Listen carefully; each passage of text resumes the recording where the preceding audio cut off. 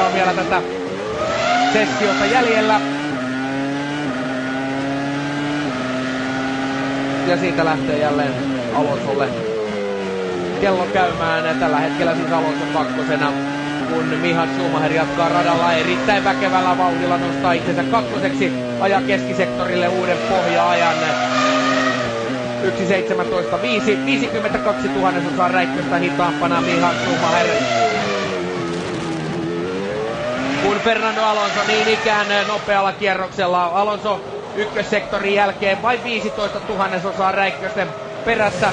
Sitten lähdetään vetämään tuota pidempää ja pitkää keskisektoria, joka kestää siis tuon 38,5 sekuntia. Schumacherin pohja on siihen nimenomaan 38,5 tuohon keskisektorille, ja sitten mennään Alonson kyydissä.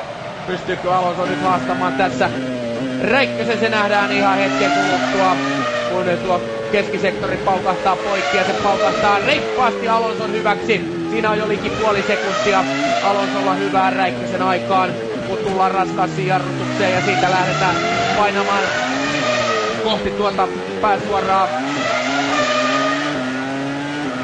Ja aika 1.16.832.